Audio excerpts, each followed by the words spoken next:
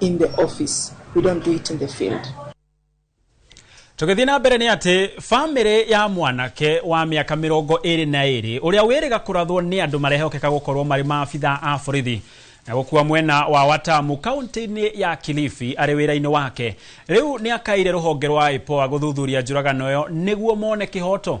Andu a family ya mwanake ucio maugite mwanake ucio arari mwihoko munene kurio na uguo hari bata giko giki githuthurio na ihenya mwanake ucio na family yake mone kihoto.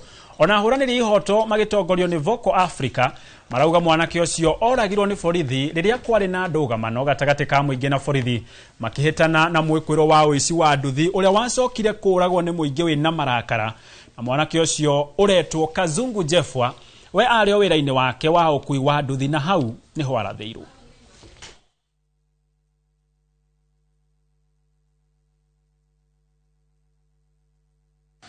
Siku hiyo alipopata hiyo mkasa wa kufa, siku ya pili yake tulikuwa kwa scene huko mahali ilitokea hiyo shida, kwa sababu tulipata ripoti ya kwamba amepigwa risasi. Ikabidi tu toke Malindi mpaka pale mahali ambapo anafanyia kazi, na kule kulikuwa na vurumai na pale alipoangukia. So tulitoka Malindi tukiwa watu 4, akiwa mmoja wetu katika familia ni askari, ambapo sasa tulikuwa tuende mpaka police station ya Watamu. Mimi nataka ndugu yangu apate haki yake, kwa sababu ni kama amedhulumiwa, kwa sababu hakuwa katika ile vita huko.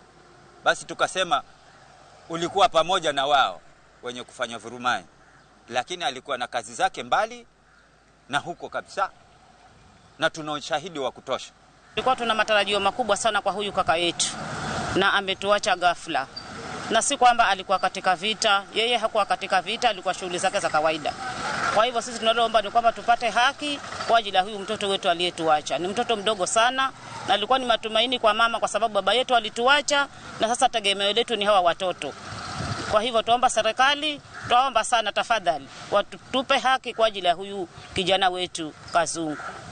Postmortem report imetoka and it is very clear ya kwamba Kazungu ameuliwa na bullet, na kwamba ile bullet imepatikana, na kwamba amekufa kwa sababu ya kumwaga damu kwa wingi. Kazi tunawapatia IPOA isibaki jina ya kwamba nyinyi kazi yenu ni kuchunguza mauaji ya polisi na kurecommend action ichukuliwe. Hawa polisi, they should desist from using live bullets.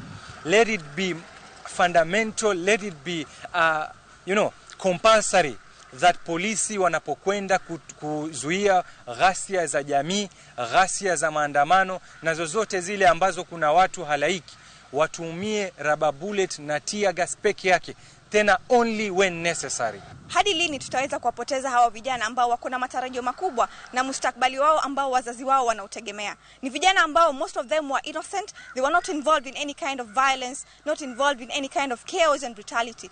Juzi tu tumetoka kuzika kijana mdogo wa miaka 14, mwezi uliopita pia tumetoka kuzika mwingine wa miaka 24, na leo hii pia tunataka kuzika mwingine wa miaka 22.